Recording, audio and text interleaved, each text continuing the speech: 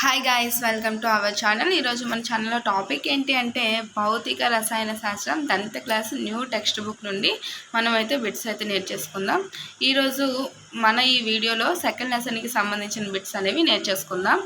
ఆమ్లాలు, క్షారాలు మరియు లవణాలు ఈ లెసన్ నుండి బిట్స్ అయితే నేర్చేసుకుందాం. ఆల్రెడీ ఫస్ట్ లెసన్కి సంబంధించి బిట్స్ అయితే అప్లోడ్ చేయడం అయితే జరిగింది. ఫస్ట్ లెసన్ చూసుకున్నట్టయితే రసాయన చర్యలు మరియు సమీకరణాలు, దీనికి సంబంధించి మోస్ట్ ఇంపార్టెంట్ బిట్స్ అన్నీ కూడా వీడియో రూపంలో మీ అందరికీ కూడా ప్రొవైడ్ చేయడం జరిగింది. దీని యొక్క లింక్ అనేది సెకండ్ లెసన్కి సంబంధించి ఈ వీడియో యొక్క డిస్క్రిప్షన్ బాక్స్లో మెన్షన్ చేస్తాను. సెకండ్ లెసన్ చూడండి, ఆమ్లాలు, క్షారాలు మరియు లవణాలు. ఫస్ట్ బిట్ చూసుకున్నట్టయితే ఆహారం యొక్క డాష్ మరియు డాష్ రుచులు వరుసగా వాటిలో ఉండే ఆమ్లాలు మరియు క్షారాల వల్ల వస్తాయి అంటే పొల్ల మరియు చేదు. ఆహారం యొక్క పొల్లని అలాగే చేదుగా ఉండే రుచులు వరుసగా వాటిలో ఉండే ఆమ్లాలు మరియు క్షారాల వల్ల వస్తాయి. సెకండ్ బిట్, రుచికి పొల్లనివి మరియు నీలి లిట్మస్ రంగును ఎరుపుగా మార్చేవి ఏవి అంటే ఆమ్లాలు. ఈ ఆమ్లాలు రుచికి పొల్లగా ఉంటాయి, అలాగే నీలి లిట్మస్ రంగును ఎరుపుగా మారుస్తాయి. రుచికి చేదుగా ఉండి ఎరుపు లిట్మస్ రంగును నీలంగా మార్చేవి ఏవి అంటే క్షారాలు. ఈ క్షారాలు అనేవి రుచికి ఎలా ఉంటాయి, చేదుగా ఉంటాయి, అలాగే ఎరుపు లిట్మస్ రంగును నీలంగా మారుస్తాయి. ఒక సహజ సూచిక ఏమిటి అంటే లిట్మస్. ఒక సహజ సూచిక లిట్మస్. అలాంటి మరొక సూచిక అంటే ఒక సహజ సూచికకి చెందింది ఇంకోటి ఏది అంటే పసుపు. తెల్లటి గుడ్డపై ఉన్న కూర మరకపై క్షార స్వభావం కలిగిన సబ్బును రుద్దితే ఏ రంగులోకి మారుతుంది అంటే ఎర్రని గోధుమ రంగులోకి మారుతుంది. గుడ్డను అధిక పరిమాణంలో నీటితో ఉతికితే అది మళ్ళీ పసుపు రంగులోకి మారుతుంది. సిక్స్త్ వన్, ఆమ్లాలు మరియు క్షారాలను పరీక్షించడానికి వాడే కృత్రిమ సూచికలు ఏవి అంటే మిథైల్ ఆరెంజ్ మరియు ఫినాప్థలిన్. లైకేన్ నుండి సంగ్రహించబడే ఊదా రంగు రంజకం ఏది అంటే లిట్మస్ ద్రావణం. ఈ లైకేన్ అనేది థాలోఫైటా వర్గానికి చెందిన మొక్క. లిట్మస్ ద్రావణం ఆమ్లంగా లేదా క్షారంగా లేనప్పుడు దాని రంగు ఎలా ఉంటుంది అంటే ఊదా రంగులో ఉంటుంది.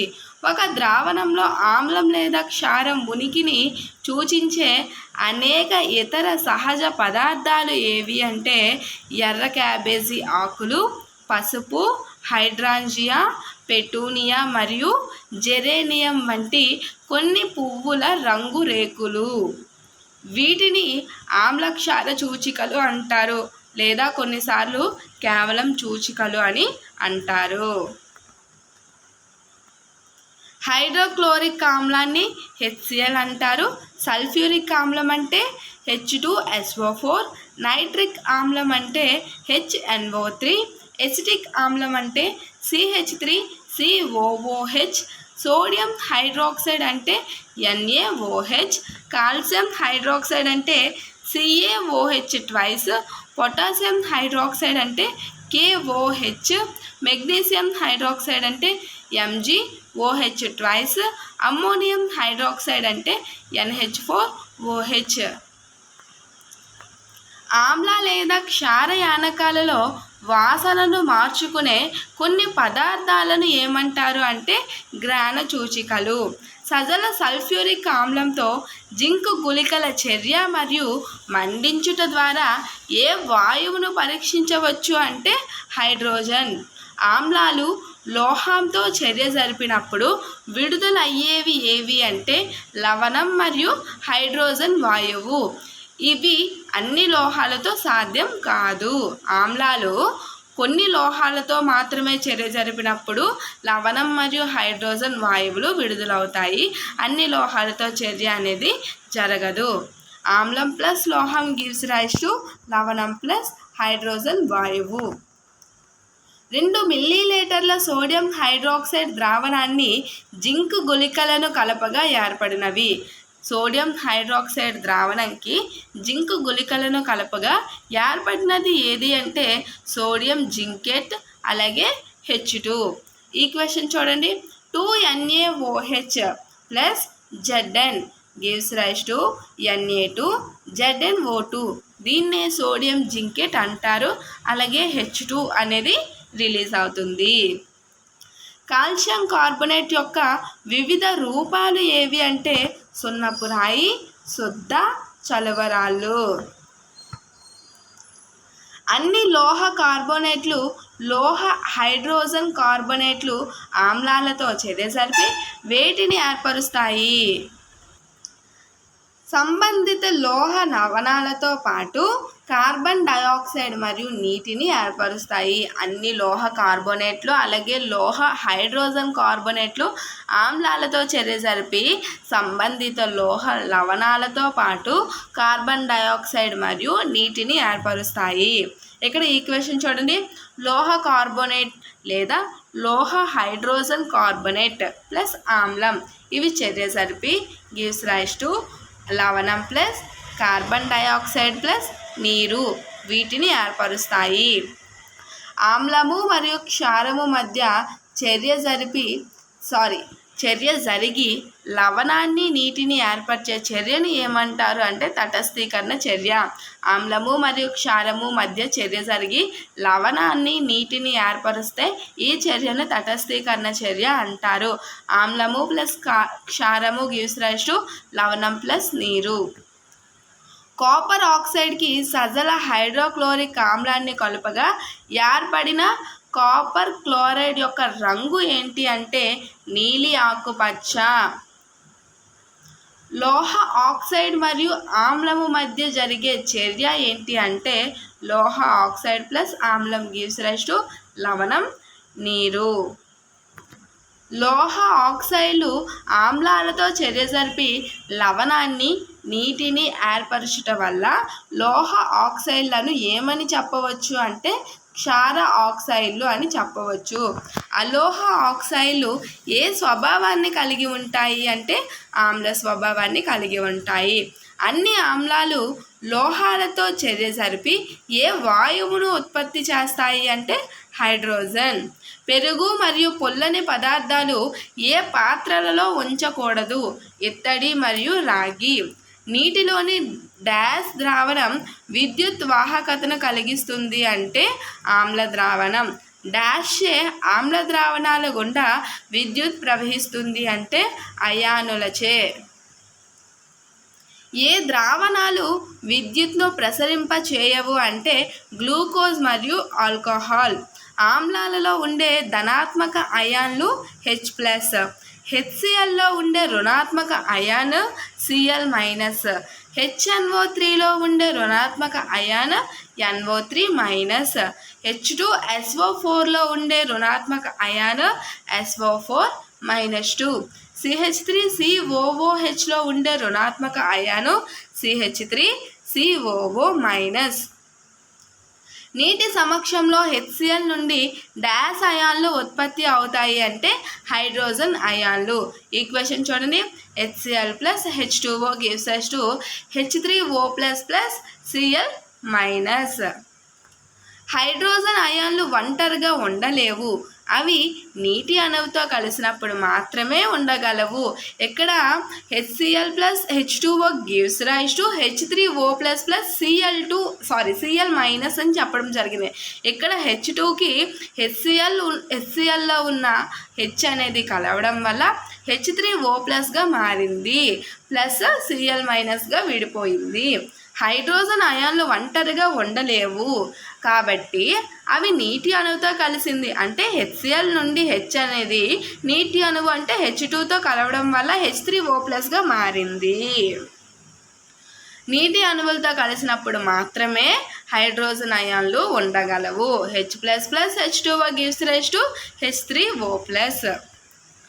అందువల్ల హైడ్రోజన్ అయాన్లను ఎల్లప్పుడూ ఎలా చూపిస్తారు అంటే H+ అని చూపిస్తారు. ఈ H+నే హైడ్రోనియం అయాన్ అని కూడా అంటారు. హైడ్రోనియం అయాన్ అంటే H3 O+ హైడ్రోజన్ అయాన్లను H+ అనైనా అంటారు, లేదా హైడ్రోనియం అయాన్ అని కూడా అంటారు. హైడ్రోనియం అయాన్ అంటే H3O+. H3O+లో ఒక H2O ఉంటుంది, అలాగే ఒక H+ అయాన్ అనేది ఉంటుంది. క్షారాలు నీటిలో డాష్ అయాన్లను ఉత్పత్తి చేస్తాయి అంటే హైడ్రాక్సైడ్ అంటే OH-. ఎగ్జాంపుల్ చూడండి, NaOH అంటే సోడియం హైడ్రాక్సైడ్ నీటితో కలిసి Na+ అయాన్గా విడిపోతుంది, అలాగే OH- హైడ్రాక్సైడ్గా మారుతుంది. Na+ అంటే సోడియంగా విడిపోతుంది, అలాగే OH- అంటే హైడ్రాక్సైడ్గా విడిపోతుంది. KOH KOH అంటే పొటాషియం హైడ్రాక్సైడ్.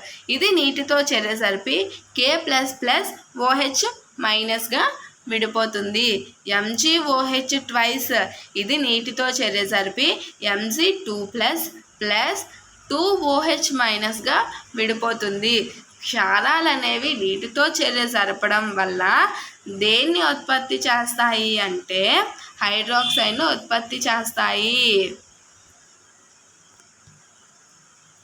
నీటిలో కరిగే క్షారాలను ఏమంటారు? ఆల్కలీలు. అన్ని క్షారాలు నీటిలో డాష్ అంటే కరగవు. అన్ని క్షారాలు కూడా నీటిలో కరగవు. నీటిలో కరిగే క్షారమే ఆల్కాలి. అంటే కొన్ని మాత్రమే కరుగుతాయి. ఆ కొన్ని కరిగే క్షారాలని ఏమంటారు అంటే ఆల్కలి అంటారు. జారుడు స్వభావం, చేదు మరియు క్షయం చెందించే స్వభావాన్ని కలిగి ఉంటాయి ఏవి అంటే క్షారం. హాని కలిగించవచ్చు. ఈ క్షారాలు అనేవి హాని కలిగించవచ్చు కాబట్టి వీటిని ఎప్పుడూ రుచి చూడవద్దు, అలాగే తాకవద్దు అని మెన్షన్ చేశారు.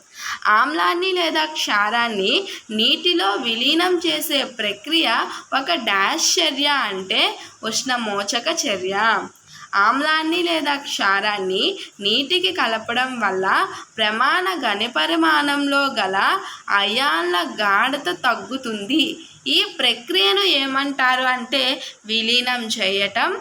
మరియు ఆ ఆమ్లం లేదా ఆ క్షారం విలీనం చెందింది అంటారు. విలీనం చేయటం మరియు ఆ ఆమ్లం లేదా క్షారం విలీనం చెందింది అంటారు. పొడి లిట్మస్ కాగితం యొక్క రంగును మార్చదు ఏది అంటే పొడి HCl వాయువు. ఈ పొడి HCl వాయువు అనేది పొడి లిట్మస్ కాగితం యొక్క రంగును మార్చదు. ఆమ్లాన్ని విలీనం చేసేటప్పుడు దేనికి కలపాలి అంటే ఆమ్లాన్ని నీటికి కలపాలి, అంతేగాని నీటికి ఆమ్లాన్ని కలపకూడదు. ఆమ్లాన్ని మాత్రమే నీటికి కలపాలి, నీటికి ఆమ్లాన్ని కలపకూడదు. ఒక ద్రావణంలో ఉండే వేర్వేరు హైడ్రోజన్ అయాన్ల గాఢతలను బట్టి వేర్వేరు రంగులను చూపునది ఏది అంటే సార్వత్రిక సూచిక. ఒక ద్రావణంలోని హైడ్రోజన్ అయాన్ గాఢతను కొలవటానికి ఏ స్కేల్ అభివృద్ధి చేయబడింది అంటే pH స్కేల్ అనేది అభివృద్ధి చేయబడింది. జర్మన్ భాషలో pHలోని P అంటే అర్థం ఏమిటి అంటే పొటెన్స్ సామర్థ్యం. pH స్కేలులో మనం pHని సాధారణంగా ఎంతవరకు కొలవవచ్చు అంటే 0 నుండి 14 వరకు కొలవవచ్చు. 0 అంటే ఎక్కువ ఆమ్ల స్వభావం నుండి 14 అంటే ఎక్కువ క్షార స్వభావం వరకు కొలవచ్చు అన్నమాట. డాష్ అనేది ద్రావణం యొక్క ఆమ్ల లేదా క్షార స్వభావాన్ని సూచించే ఒక సంఖ్యగా భావించాలి అంటే pH అనేది ద్రావణం యొక్క ఆమ్ల లేదా క్షార స్వభావాన్ని సూచించే ఒక సంఖ్యగా భావించాలి. హైడ్రోనియం అయాన్ గాఢత ఎక్కువగా ఉంటే pH విలువ అనేది తక్కువగా ఉంటుంది. తటస్థ ద్రావణపు pH విలువ ఎంత ఉంటుంది అంటే 7. pH స్కేలుపై 7 కంటే తక్కువ విలువలు ఏ ద్రావణాన్ని సూచిస్తాయి అంటే ఆమ్ల ద్రావణం. pH స్కేలుపై 7 నుండి 14కు అలా పెరుగుతూ ఉంటే ఏ ద్రావణాన్ని అవి సూచిస్తాయి అంటే క్షార ద్రావణ బలాన్ని సూచిస్తాయి లేదా క్షార ద్రావణాలని సూచిస్తాయి. సాధారణంగా pHను కొలవటానికి డాష్లో నానబెట్టిన కాగితం ఉపయోగించబడుతుంది అంటే సార్వత్రిక సూచికలో నానబెట్టిన కాగితం ఉపయోగించబడుతుంది. జీర్ణరసం యొక్క pH విలువ ఎంత ఉంటుంది అంటే సుమారుగా 1.2 ఉంటుంది. నిమ్మరసం యొక్క pH విలువ సుమారుగా 2.2. స్వచ్ఛమైన నీరు అలాగే రక్తం యొక్క pH విలువ 7.4. మిల్క్ ఆఫ్ మెగ్నీషియా యొక్క pH విలువ 10. సోడియం హైడ్రాక్సైడ్ యొక్క pH విలువ సుమారుగా 14 ఉంటుంది. ఎక్కువ H+ అయాన్లను ఇచ్చే ఆమ్లాలను ఏమంటారు అంటే బలమైన ఆమ్లాలు.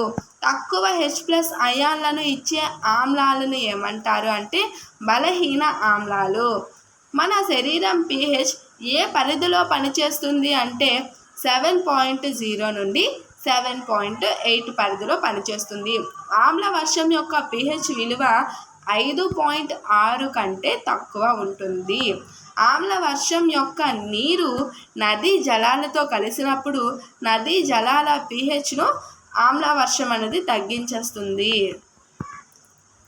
ఏ గ్రహం యొక్క వాతావరణం సల్ఫ్యూరిక్ ఆమ్లం యొక్క మందపాటి తెలుపు మరియు పసుపు రంగు మేఘాలతో రూపొందించబడింది అంటే శుక్రగ్రహం.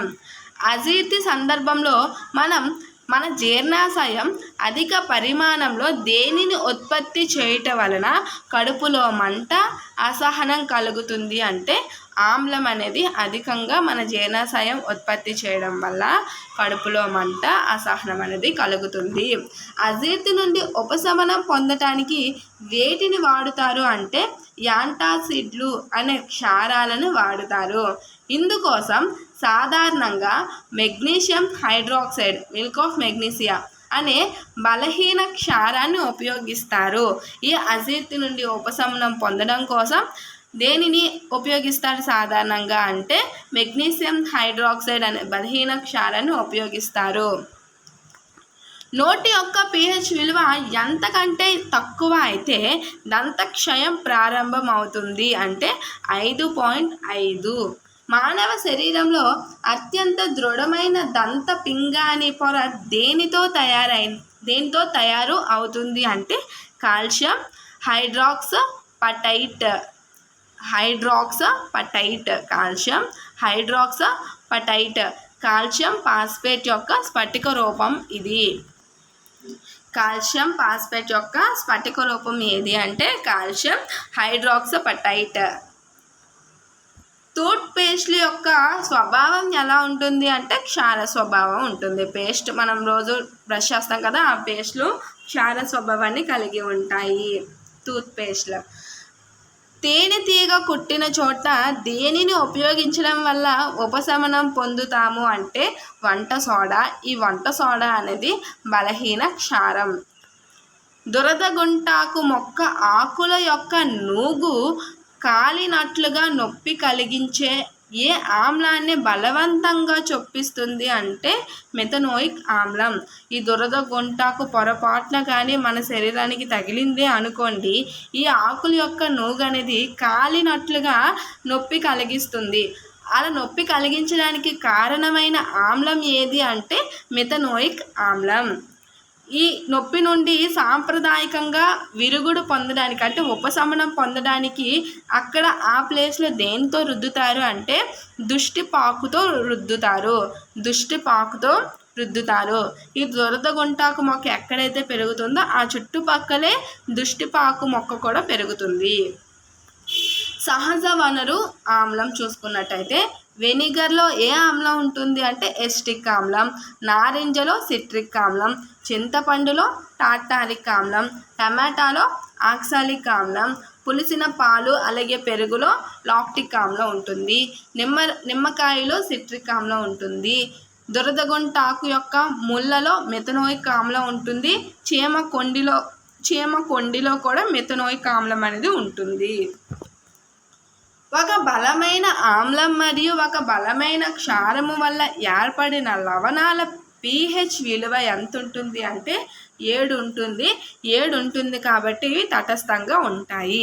ఒక బలమైన ఆమ్లము మరియు బలహీన క్షారము వలన ఏర్పడిన లవణాల యొక్క pH విలువ అనేది 7 కన్నా తక్కువ కలిగి ఉంటుంది కాబట్టి ఇవి ఆమ్ల స్వభావాన్ని కలిగి ఉంటాయి. ఒక బలమైన క్షారము బలహీన ఆమ్లము వలన ఏర్పడిన లవణాల యొక్క pH విలువ 7 కన్నా ఎక్కువ ఉంటాయి కాబట్టి క్షార స్వభావాన్ని కలిగి ఉంటాయి. హైడ్రోక్లోరిక్ ఆమ్లము మరియు సోడియం హైడ్రాక్సైడ్ల కలయిక వల్ల ఏర్పడిన లవణం అనేది సోడియం క్లోరైడ్. దీనినే ఆహారంలో ఉపయోగిస్తారు. ఇది ఒక తటస్థ లవణం. సోడియం క్లోరైడ్ని ఆహారంలో ఉపయోగిస్తాము. అలాగే తటస్థ లవణము. ప్రపంచంలోని అనేక ప్రాంతాలలో ఏ నిక్షేపాలు కనుగొనబడ్డాయి అంటే ఘన సోడియం క్లోరైడ్. ఈ ఘన సోడియం క్లోరైడ్ యొక్క పెద్ద స్ఫటికాలు మలినాలతో కలిసి ఉండటం వల్ల సాధారణంగా ఏ రంగులో ఉంటాయి అంటే గోధుమ రంగులో ఉంటాయి. దీనినే ఏమంటారు అంటే రాతి ఉప్పు అని కూడా అంటారు. ఘన సోడియం క్లోరైడ్నే రాతి ఉప్పు అంటారు. గోధుమ రంగులో ఉంటాయి. మన స్వాతంత్ర సంగ్రామంలో ఒక ముఖ్య చిహ్నంగా నిలిచినది ఏది అంటే సోడియం క్లోరైడ్. సోడియం క్లోరైడ్ జల ద్రావణం. దీన్నే బైన్ ద్రావణం అని కూడా అంటారు. దీని గుండా విద్యుత్ను ప్రసరింపజేసినప్పుడు అది సోడియం హైడ్రాక్సైడ్ ఏర్పరచుటకు వియోగం చెందుతుంది. కాబట్టి ఈ ప్రక్రియను ఏమంటారు అంటే క్లోరో ఆల్కాలీ ప్రక్రియ అంటారు. ఈ ప్రక్రియలో క్లోరిన్ నుండి క్లోరో అలాగే సోడియం హైడ్రాక్సైడ్ నుండి ఆల్కాలీని రిలీజ్ చేస్తుంది కాబట్టి ఈ ప్రక్రియను క్లోరో ఆల్కాలీ ప్రక్రియ అంటారు. సోడియం క్లోరైడ్ జలద్రావణం గుండా విద్యుత్ను ప్రసరింపజేసినప్పుడు అది సోడియం హైడ్రాక్సైడ్ను ఏర్పరచుటకు వియోగం చెందుతుంది కాబట్టి ఈ ప్రక్రియను ఏమంటారు అంటే క్లోరో ఆల్కాలీ ప్రక్రియ అంటారు. ఈ క్లోరో ఆల్కాలీ ప్రక్రియ అనడానికి పర్టికులర్ రీజన్ ఏంటి అంటే క్లోరిన్ నుండి క్లోరో అనే దాన్ని సోడియం హైడ్రాక్సైడ్ నుండి ఆల్కాలీని ఉత్పత్తి చేస్తుంది కాబట్టి క్లోరో ఆల్కాలీ ప్రక్రియ అంటారు. దీని యొక్క ఈక్వేషన్ చూడండి. 2NaCl plus 2H2O gives rise to 2NaOH plus Cl2 plus H2. Chlorine వాయువు ఆనోడ్ వద్ద, హైడ్రోజన్ వాయువు క్యాథోడ్ వద్ద విడుదలవుతుంది. ఈ రియాక్షన్లో క్లోరిన్ వాయువు అనేది యానోడ్ వద్ద, హైడ్రోజన్ వాయువు అనేది క్యాథోడ్ వద్ద విడుదలవుతుంది. 73 పొడి సున్నం CaOH ట్వైస్ పై క్లోరిన్ వాయువు చర్య వల్ల ఏర్పడేది ఏది అంటే బ్లీచింగ్ పౌడర్ ఏర్పడుతుంది. బ్లీచింగ్ పౌడర్ అంటే CaOCl2. దీన్ని ఈక్వేషన్ రూపంలో చూసుకున్నట్టయితే CaOH ట్వైస్ అంటే పొడి సున్నం ప్లస్ Cl2 అంటే క్లోరిన్, ఈ రెండు రియాక్షన్ జరిపి దేన్ని ఏర్పరుస్తాయి అంటే gives rise to CaOCl2 bleaching powder plus H2O అంటే వాటర్ని రిలీజ్ చేస్తాయి. వస్త్ర పరిశ్రమలలో పత్తి మరియు నారలను విరంజనం చేయడానికి, కాగితం పరిశ్రమలలో కలపగుజ్జును విరంజనం చేయడానికి మరియు లాండ్రీలో ఉతికిన బట్టలను విరంజనం చేయడానికి ఉపయోగించేది ఏది అంటే బ్లీచింగ్ పౌడర్. చాలా పరిశ్రమల్లో ఆక్సీకరణిగా దేనిని ఉపయోగిస్తారు అంటే బ్లీచింగ్ పౌడర్. వంట సోడా రసాయన నామం ఏమిటి అంటే sodium hydrogen carbonate NaHCO3. Sodium క్లోరైడ్ను ఒక ముడి పదార్థంగా ఉపయోగించి వంట సోడాను ఉత్పత్తి చేస్తారు. ఈక్వేషన్ చూడండి. NaCl plus H2O plus CO2 plus NH3 gives rise to NH4Cl plus NaHCO3. NH4Cl అనేది అమ్మోనియం క్లోరైడ్, NaHCO3 అనేది సోడియం హైడ్రోజన్ కార్బోనేట్ అంటే వంట సోడా. ఈ ఈక్వేషన్లో చూసుకున్నట్టయితే NaCl అంటే సోడియం క్లోరైడ్, ఇది ఒక ముడి పదార్థం. అలాగే H2Oని యూజ్ చేస్తారు, కార్బన్ డైఆక్సైడ్ని యూజ్ చేస్తారు, అలాగే NH3 అమ్మోనియాని కూడా యూజ్ చేస్తారు. ఇలా యూజ్ చేయడం కారణంగా వీటన్నిటి కలయిక వల్ల అమ్మోనియం క్లోరైడ్ అంటే NH4Cl, అలాగే సోడియం హైడ్రోజన్ కార్బోనేట్ అంటే NaHCO3 అనే వంట సోడా అనేది బయటికి ఉత్పత్తి అవుతుంది. క్షయం చెందించని బలహీన క్షార లవణం ఏది అంటే వంట సోడా. వంట సోడాను వేడి చేస్తే జరిగే చర్య క్రింద ఈక్వేషన్ చూడండి. 2NaHCO3 అంటే సోడియం హైడ్రోజన్ కార్బోనేట్, దీన్నే వంట సోడా అంటారు. దీన్ని వేడి చేస్తే అంటే ఉష్ణం సమక్షంలో వేడి చేసినప్పుడు ఏం ఏర్పడుతుంది అంటే Na2CO3 అంటే సోడియం కార్బోనేట్ ఏర్పడుతుంది. అలాగే దాంతోపాటు H2O ఏర్పడుతుంది, అలాగే CO2 కూడా ఏర్పడుతుంది. గృహ అవసరాల్లో అనేక ఉపయోగాలను కలిగి ఉంటుంది ఏది అంటే సోడియం హైడ్రోజన్ కార్బోనేట్. ఈ సోడియం హైడ్రోజన్ కార్బోనేట్ని ఏమంటారు అంటే వంట సోడా అంటారు. అంటే మన ఇంట్లో ఎక్కువగా ఉపయోగించేది ఏది అంటే వంట సోడా. బేకింగ్ సోడా, వంట సోడా అన్న ఒకటే, బేకింగ్ సోడా అన్న ఒకటే, సోడియం హైడ్రోజన్ కార్బోనేట్ అన్న ఒకటే. బేకింగ్ సోడా మరియు టార్టారిక్ ఆమ్లం వంటి ఒక బలహీనమైన తినదగిన ఆమ్లం యొక్క మిశ్రమమైన డాష్ తయారీలో ఉపయోగిస్తారు అంటే బేకింగ్ పౌడర్ తయారీలో ఉపయోగిస్తారు. బేకింగ్ సోడా మరియు టార్టారిక్ ఆమ్లం వంటి ఒక బలహీనమైన తినదగిన ఆమ్లం యొక్క మిశ్రమమైన బేకింగ్ పౌడర్ తయారీలో ఉపయోగిస్తారు. బేకింగ్ పౌడర్ను వేడి చేసినప్పుడు లేదా నీటిలో కలిపినప్పుడు జరిగే చర్య ఏది అంటే NaHCO3+H+ gives rise to CO2 అనేది రిలీజ్ అవుతుంది. దీంతోపాటు H2O అనేది రిలీజ్ అవుతుంది. అలాగే ఆమ్లము యొక్క సోడియం లవణం అనేది రిలీజ్ అవుతుంది. బేకింగ్ పౌడర్ను వేడి చేసినప్పుడు లేదా నీటిలో కలిపినప్పుడు జరిగే చర్య ఏమిటి అంటే NaHCO3+H+. దీని ద్వారా CO2 బయటకు వస్తుంది, H2O బయటకు వస్తుంది, ఆమ్లం యొక్క సోడియం లవణం కూడా బయటికి వస్తుంది. ఈ చర్య వల్ల ఉత్పన్నమైన CO2 యొక్క ఉపయోగం ఏమిటి అంటే రొట్టె లేదా కేక్ ఉబ్బినట్టు చేసి అవి మృదువుగా మరియు మెత్తగా ఉండేటట్టు చేస్తుంది. ఏ చర్య వల్ల? బేకింగ్ పౌడర్ను వేడి చేసినప్పుడు లేదా నీటిలో కరిగినప్పుడు వచ్చే CO2 యొక్క ఉపయోగం అన్నమాట.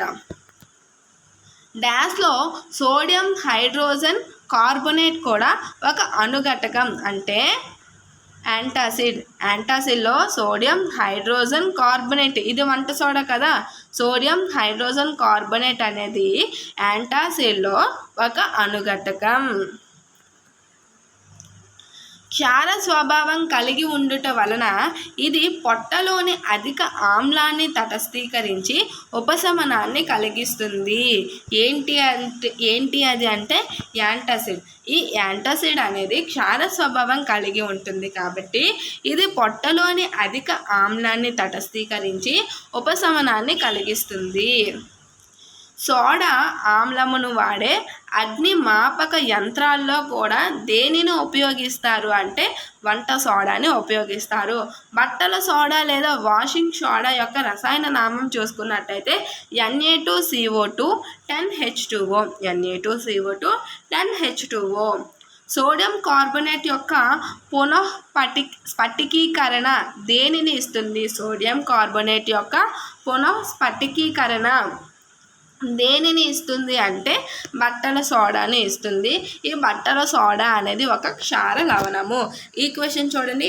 Na2CO3 sodium carbonate plus 10H2O gives rise to Na2CO3 10H2O అంటే సోడియం కార్బోనేట్. సోడియం కార్బోనేట్ని ఏమంటారు? బట్టల సోడా అని కూడా అంటారు, లేదా వాషింగ్ సోడా అని కూడా అంటారు. అనేక పరిశ్రమల్లో ఉపయోగపడే రసాయనాలు ఏవి అంటే సోడియం కార్బోనేట్ అంటే ఇది బట్టల సోడా, సోడియం హైడ్రోజన్ కార్బోనేట్ అంటే ఇది వంట సోడా.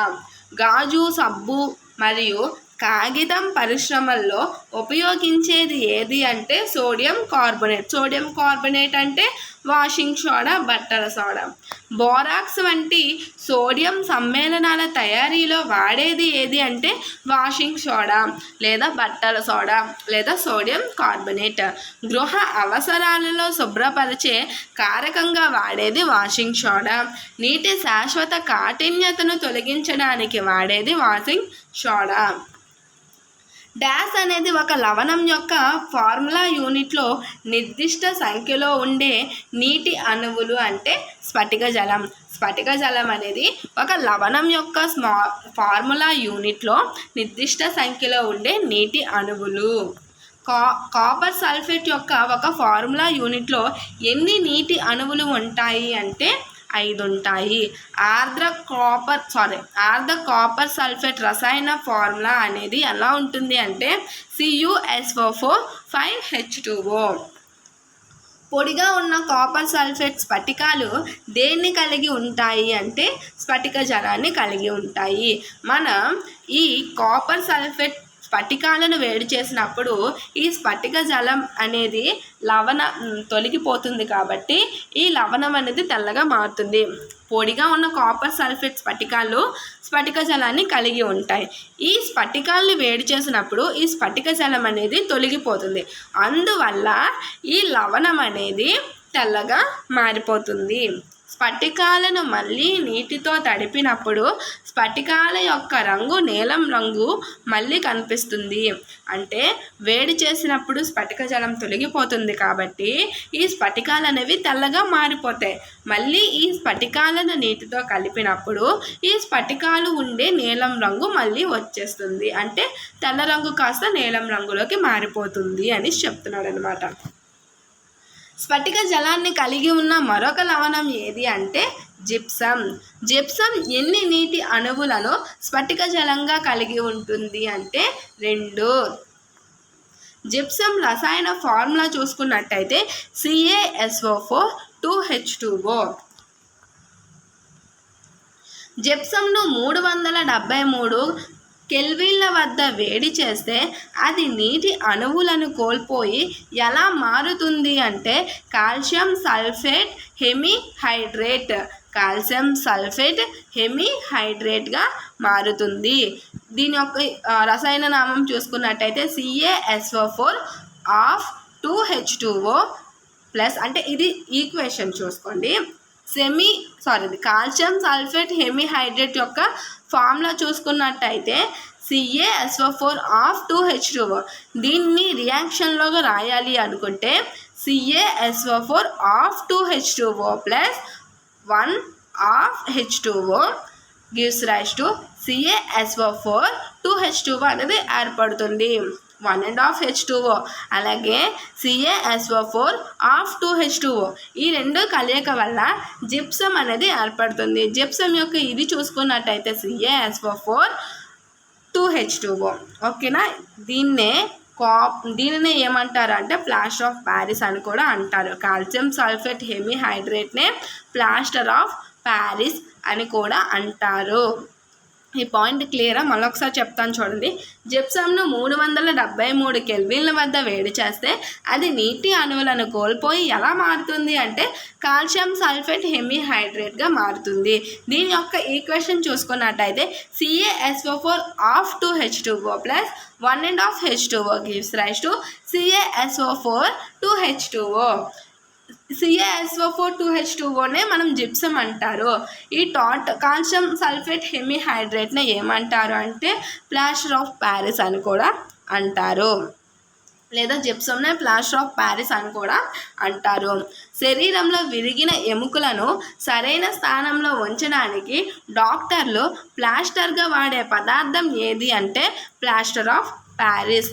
బొమ్మలు తయారు చేయుటకు, అలంకరణ సామాగ్రికి మరియు ఉపరితలమును నునుపుగా తయారు చేయుటకు ఉపయోగించినది ఏది అంటే ప్లాస్టర్ ఆఫ్ ప్యారిస్. డాష్ అనునవి రంజనాలు లేదా రంజనాల యొక్క మిశ్రమాలు అంటే ఆమ్ల క్షార సూచికలు. వీటిని ఆమ్లాలు క్షారాలను గుర్తించుటకు ఉపయోగిస్తారు. నిత్య జీవితంలో మరియు పరిశ్రమల్లో డాష్ అనేవి ఉపయోగపడతాయి అంటే లవణాలు అనేవి ఉపయోగపడతాయి. సో సెకండ్ లెసన్కి సంబంధించిన ఓవరాల్ ఇంపార్టెంట్ బిట్స్ అనేవి కవర్ చేయడం జరిగింది. ఇక థర్డ్ లెసన్కి సంబంధించిన బిట్స్ అనేవి మీకు నెక్స్ట్ వీడియోలో అందించడం అయితే జరుగుతుంది. ఈ వీడియో నచ్చితే లైక్ చేయండి, షేర్ చేయండి, సబ్స్క్రైబ్ చేయడం మాత్రం మర్చిపోకండి. Thanks for watching.